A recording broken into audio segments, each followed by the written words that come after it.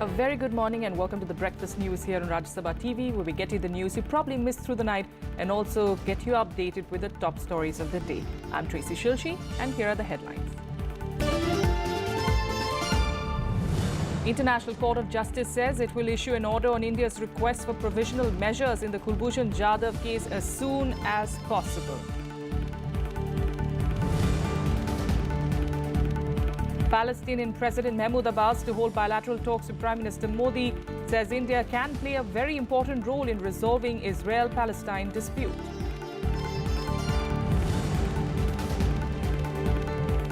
Sharp cut in fuel rates. Petrol prices are cut by 2.16 rupees per litre, while diesel is cut by 2.10 rupees per litre.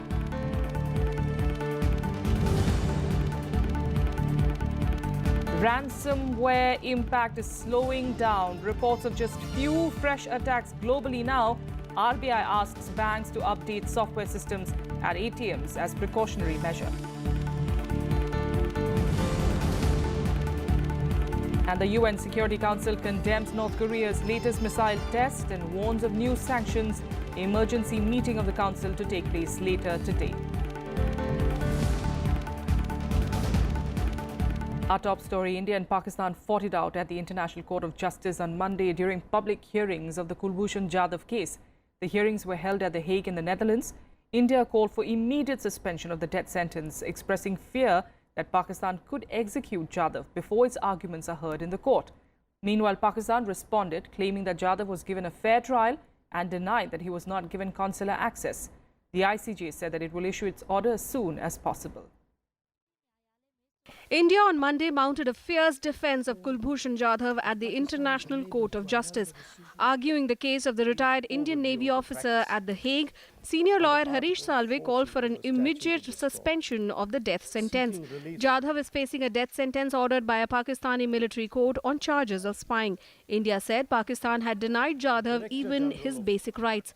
Accusing Pakistan of violating the Vienna Convention, India said its requests for consular access was denied 16 times.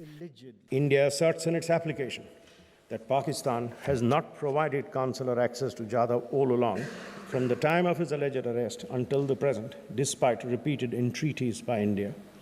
Pakistan offered no explanation in its exchanges with India as to the reason why it has not provided consular access, whatever may be the reasons that Pakistan may proffer in defense of its acts and omissions. India also expressed fears that Pakistan could execute Jadhav even before its arguments are heard. India's attorney Salve said Jadhav was framed on confessional statements extracted from him when he was in military custody. He described Jadhav's trial process as farcical and stressed that Pakistan did not respond to Jadhav's mother's plea to see her son. The events that have transpired since March 2016 establish the farcical nature of the trial and leave no manner of doubt that in the present case the violation of consular access in the Vienna Convention has been destroyed. And this has destroyed any credibility and sanctity that the verdict of the military court in Pakistan may have in international law. In its appeal to the ICJ, India asserted that Jadhav was kidnapped from Iran, where he was involved in business activities after retiring from the Indian Navy. India said it approached the international court as the situation was grave regarding Jadhav's case. It only shows that the illegality arising out of violation of the Vienna Convention continues unabated. The information in public domain suggests that the appeal will be heard by a tribunal presided over by a two-star general. The death sentence stands confirmed by the Chief of Army Staff, a four-star general. It strains credulity to believe that the Court of Appeal will have the degree of impartiality and independence and decide the matter uninfluenced by these events. The appeal will be heard when Jadhav continues to be incommunicado and deprived of consular access. The military spokesman candidly, in his press briefing, admitted that he did not see any chance of the verdict being overturned. India asked the court to declare Jadhav's death sentence illegal under international law. Pakistan, in its defense, said the court had no jurisdiction in the case and accused India of using it as a scene of political theatre. Pakistan's lawyer Khawar Qureshi said Jadhav was not eligible for the consular access as he was a spy. adding that Vienna Convention provisions did not apply to a spy involved in terror activities. Pakistan also said India was unable to provide an explanation for Jadhav's passport that had a Muslim name. The court, however, refused to let Pakistan play a video of Jadhav's alleged confession. That the obligation to prevent and to enable the punishment of terrorism is one of the highest obligations that all member states of the United Nations are subject to. Indeed, I would go much further and say it's an obligation erga omnes. It wasn't a condition on consular access. It was a fundamental requirement that India was to comply with. And it's yet to give an explanation to this court as to why it has not. The ICJ had on May 9 stayed the death sentence of Kulbhushan Jadhav after India moved a petition before the UN body. A Pakistan military court awarded the death sentence to Jadhav last month for alleged espionage. He was arrested on March 3rd last year. Bureau Report, Rajya Sabha TV. Meanwhile, the US has urged India and Pakistan to engage in direct dialogue to reduce tension. The appeal came as the two countries faced off at the ICJ over the Kulbhushan Jadhav case. PTI is quoting a US State Department spokesperson as saying that the US believes that India and Pakistan stand to benefit from practical cooperation. When asked to specifically react to the Jadhav case, the State Department official said that the two sides must engage in dialogue. Thank you. Meanwhile, here's the latest on the ceasefire violations in the valley. Monday was the third consecutive day when Pakistan fired small arms on forward posts and 4 hamlets in Nowshera sector of Rajouri district. Intermittent firing was reported in the villages of Syria, Khamba, Anwas and Bhandar. Authorities have now shifted more than 1,500 border dwellers to safer areas. The Pakistani troops had on Sunday shelled mortars on areas and army posts along the line of control in Nowshera and Manjkot sectors in the district, affecting over 10,000 people. 51 schools in the area have been closed for an indefinite period, while 36 in Manjkot and Dungi zones have been closed for 3 days due to the shelling. Warning Pakistan of a fierce retaliation to any mischief being engineered from its soil, Union Minister Jitendra Singh assured that Indian Army is giving a befitting reply to Pakistani ceasefire violations. छोटे बच्चे हैं, बच्चों की परेशानी है, ठीक से रह भी नहीं रह रहे, वो पक्के भी नहीं है हमारे पास। बड़ी मुश्किल से यहाँ पे पहुँचे हैं। वहाँ पे इतनी ज़्यादा गोलाबारी हो रही थी कि हमारे घर से निकलना मुश्किल हो गया था। लोगों के घरों में इतना नुकसान हुआ है कि कुछ कहने की बात नहीं है। Palestinian President Mahmoud Abbas, who is in India on a 4-day visit, has said that India can play a very important role in resolving the dispute between Palestine and Israel. Prime Minister Modi and President Abbas are scheduled to hold bilateral discussions today. The Palestinian president said that India shares good relations with both Palestine and Israel, and he will ask Prime Minister Modi to use India's position to bring peace between both countries. The meeting comes a couple of months ahead of Modi's visit to Israel, which will be the first by an Indian Prime Minister. President Abbas will also be meeting his Indian counterpart, President Pranab Mukherjee, today. The Palestinian president will apprise President Mukherjee and Prime Minister Modi of the ongoing political developments in Palestine and the Middle East. India, remember, has been a vocal supporter of the Palestinian cause.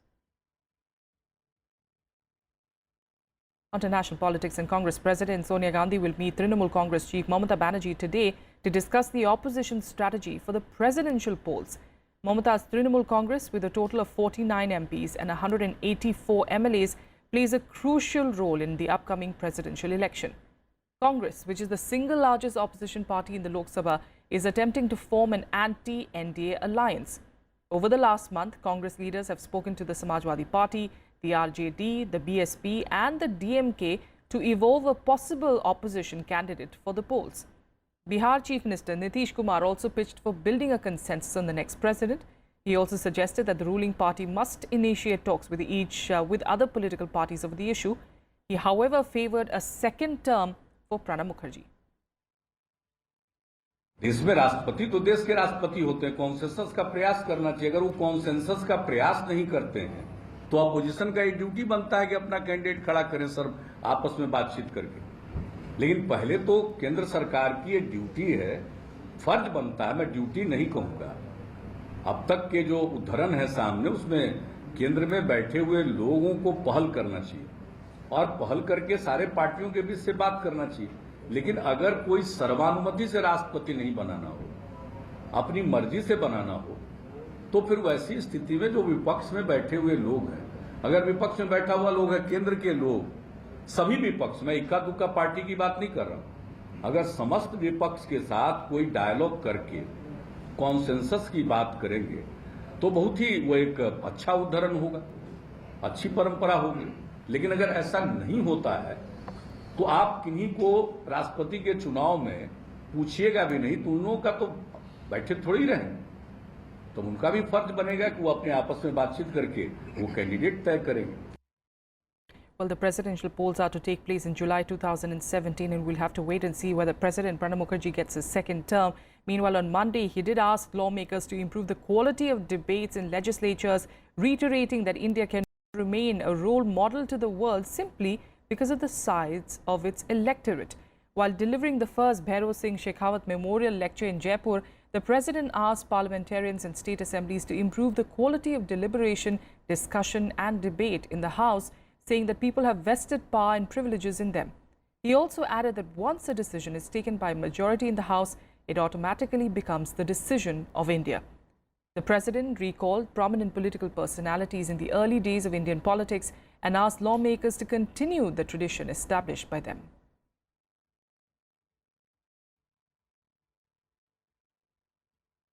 In other news, Prime Minister Narendra Modi unveiled the Narmada Seva mission at Amarkantak in Madhya Pradesh on Monday. The event marked the Narmada River Conservation Awareness campaign that was launched last December. Madhya Pradesh Chief Minister Shivraj Singh Chauhan delivered an address on the occasion. He said that the movement will move to other rivers as well. Madhya Pradesh had recently declared the Narmada as a living entity with all the legal rights due to a person. Prime Minister Modi also spoke about combating the river pollution and congratulated the Madhya Pradesh government for undertaking the noble cause. फिर नर्मदा की सेवा का संकल्प लीजिए और नर्मदा जी से बाकी नदियों पर भी अभियान जाएगा। छिप्रा पे शुरू होगा, ताप्ती पे शुरू होगा, बेतवा पे शुरू होगा, चंबल पे शुरू होगा और एक नया इतिहास मध्य प्रदेश नदी के संरक्षण का बनाएगा। हिंदुस्तान में कई नदियां हैं, नक्शे पर निशान है, पानी का नामो निशान नहीं है। मां पृथ्वी की रक्षा के लिए, नदी की रक्षा के लिए, पर्यावरण की रक्षा के लिए, मानवता की रक्षा के लिए इतना बड़ा अहम कदम उठाया है और इसका नेतृत्व करने के लिए मैं शिवराज जी को, उनकी पूरी टीम को और मध्य प्रदेश की जनता को बधाई देता हूं। And here are more updates from across the country in Nationwide. The Central Bureau of Investigation questioned former Haryana Chief Minister Bhupinder Singh Hooda for nearly 9 hours on Monday. This was in connection with alleged irregularities in purchase of 400-acre land from villagers and the loss of land-owning farmers, about 1,500 crores in neighbouring Gurgaon.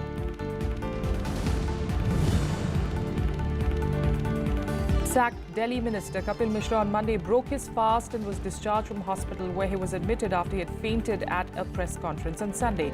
After being discharged, Mishra said that he would go to the offices of the CBI and the Central Board of Direct Taxes to lodge complaints against Chief Minister Arvind Kejriwal, whom he has accused of corruption. Uttar Pradesh Chief Minister Yogi Adityanath on Monday tabled the Goods and Services Tax Bill in the opening session of the 17th UP Assembly. BJP has a 3/4 majority and following this, UP will join the likes of Uttarakhand, Telangana, Bihar and Rajasthan, whose legislatures have already given their nod to the indirect tax regime.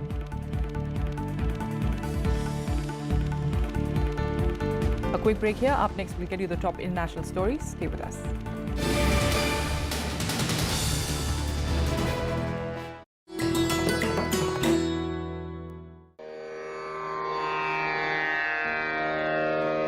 The sacred relics of Buddha were unearthed in Piprava in Uttar Pradesh. Buddhist monks from all over the world visit the National Museum to pay their respects. These charred bone fragments of Buddha are housed in the gold canopy gifted by the royal family of Thailand.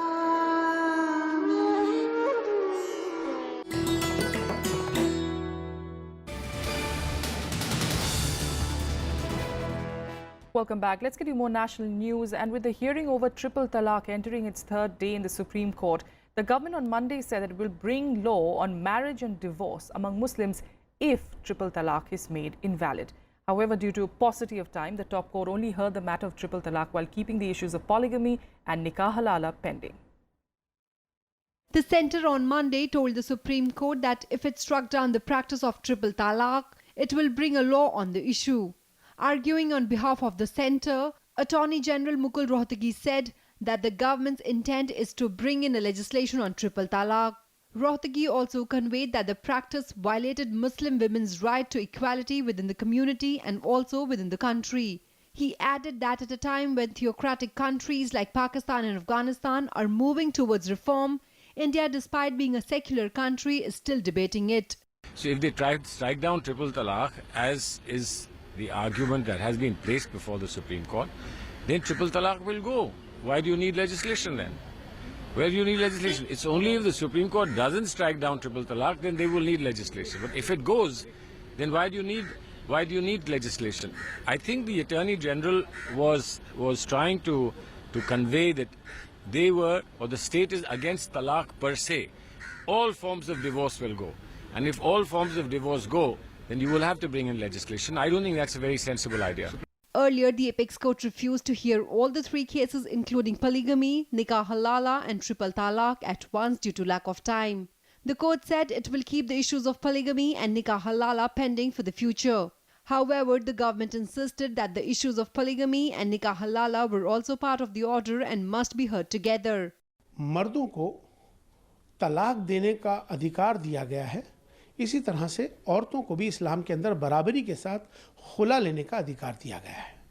दोनों की ये basically निकाह जो है एक contract है. मुझे लगता है कि सुप्रीम कोर्ट जो है और न्यायपालिका हमारी हमेशा से न्यूट्रल रही है और उम्मीद करते हैं कि उस पर न्यूट्रल फैसला आएगा. On Friday, the top court described triple talaq as the worst and undesirable form of dissolution of marriage among Muslims. Bureau Report, Rajya Sabha TV. There has been an announcement of sharp cut in petrol and diesel prices, reversing 4-week trends of rising rates. Petrol price was cut by 2 rupees 16 paise per litre and diesel by 2 rupees 10 paise a litre. The reduction comes on the back of a marginal 2 paise a litre increase in petrol and 52 paise per litre hike in diesel rates effective from the 1st of May. Actual reduction in price will be more after taking into account the local VAT. Petrol and diesel will now cost 65 rupees 32 paise a litre. Similarly, a litre of diesel will be priced at 54 rupees 90 paise a litre in the national capital.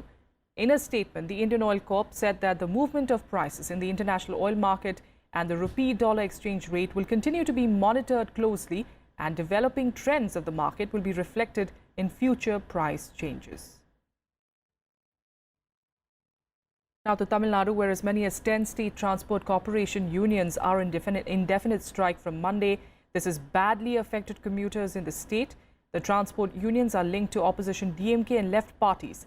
The strike was called after several rounds of talks with the government on issues including upward wage revision failed.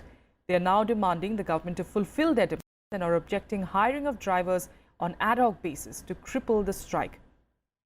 The state government has appealed to the employees to end the strike and blamed the opposition-backed trade unions for politicizing the issue. The government has also issued an order for disbursing 750 crore rupees to employees, and Chief Minister K. Palanisamy has promised another sum of 500 crore rupees by September. தொழிலாளர்கள் இன்னைக்கு விலைவாசி உயர்வு கேட்டபடி சம்பள உயர்வு 3 ஆண்டுகளுக்கு ஒரு தடவை நடக்கணும். அது அரசே காலம் தாழ்த்திக்கிட்டு இருக்கு. நாங்களும் முதல்வர் இறப்பு மற்ற சம்பவங்கள் கால பொறுத்திருந்தோம். हम लोग कलकत्ता से आ गए हैं. हम लोग को यहाँ से कन्याकुमारी जाना है बस का स्ट्राइक. अब हम लोग को कितना परेशानी हो रहा है. That has to be taken by their respective corporation. Doesn't mean that they should affect the common public. Our international news, and Chinese President Xi Jinping in his concluding speech on Monday called China's First Belt and Road Summit a success and declared that the second one would take place in 2019. Xi addressed almost 30 leaders on the second and the last day of a forum on his new Silk Road plan. A total of 68 countries and international organizations are said to have signed the One Belt, One Road cooperation agreements with China. On Sunday, Xi Jinping pledged $124 billion for his new Silk Road, which aims to boost China's global leadership ambitions by expanding links between Asia, Africa, Europe and beyond. Some Western diplomats, however, have expressed unease about both the summit and the plan as a whole, calling it an attempt to promote Chinese influence globally.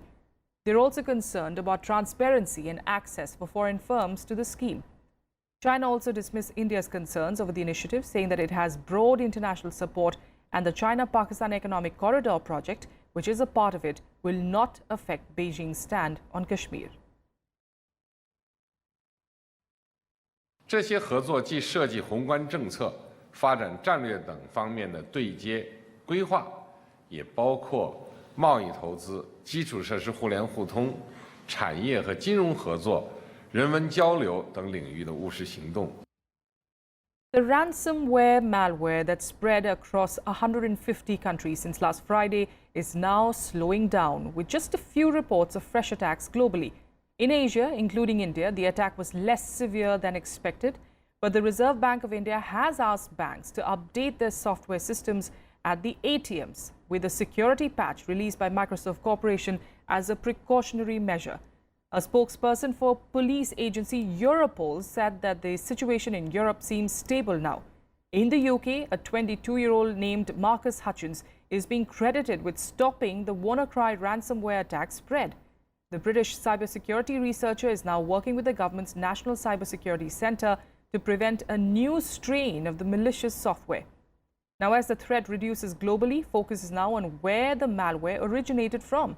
Microsoft on Monday blamed governments for storing data on software vulnerabilities, which could then be accessed by hackers, also claiming that WannaCry malware may have been stolen from the US's National Security Agency.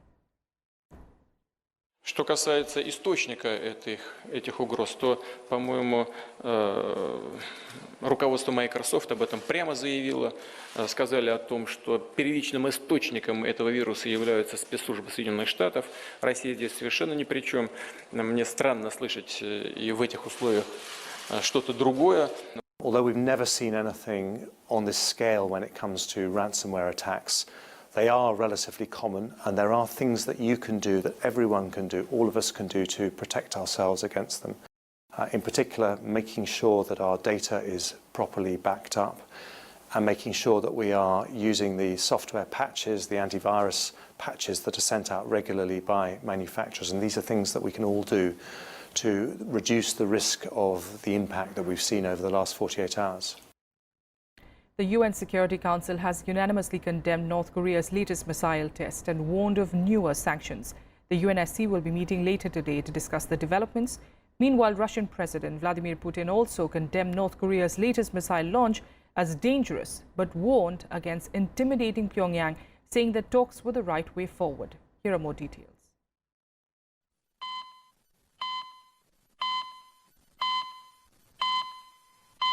Tensions in Korean peninsula escalated once again after North Korea tested a new missile on Sunday. Pyongyang claimed that it is capable of carrying a large nuclear warhead. While there was no immediate confirmation of the claim, analysts called it North Korea's most successful missile test ever. They also felt that it was a significant advance in its quest to build a nuclear-capable intercontinental ballistic missile, or ICBM. 今回の発射を通じてこの弾道ミサイルについても一定の技術その進展は得ているんだろうというふうに思っております。 North Korean leader Kim Jong-un personally supervised the launch of the Hwasong-12 missile that was launched at a steep angle.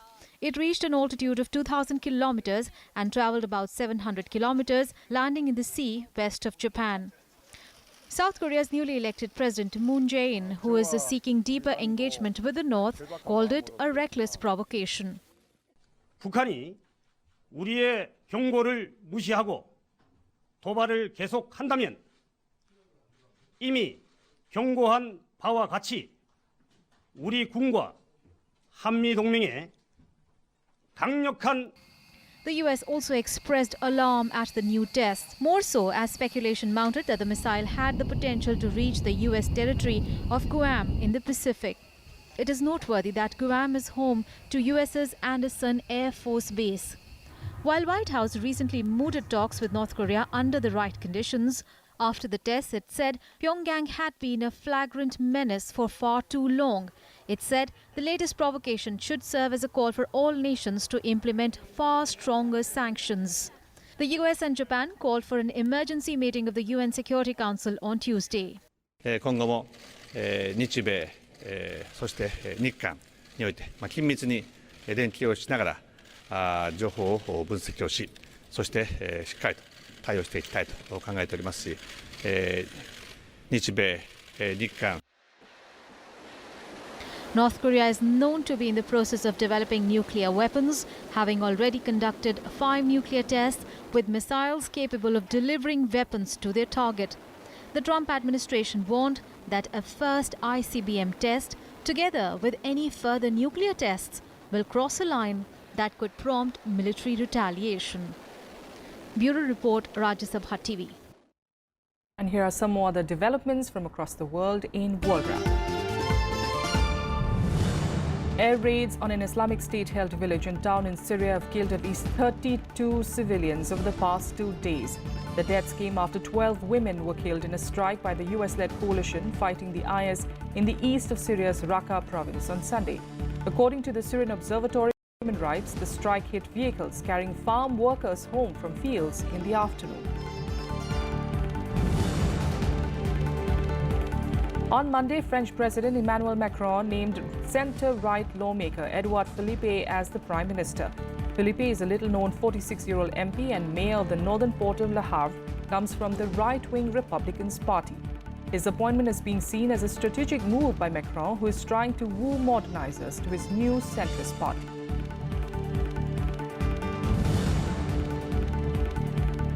According to a study to quantify deaths due to air pollution, excess diesel truck and car emissions have claimed about 38,000 lives worldwide in 2015. Some of these additional premature deaths due to nitrogen oxide pollution occurred in 3 regions: the European Union, China, and India. Nitrogen oxide is a poisonous gas that contributes to acid rain, causing cancer, chronic breathing problems, and premature deaths. All right, on that note, it's time for us to say goodbye here on the Breakfast News. Thanks so much for joining us. Have a good day.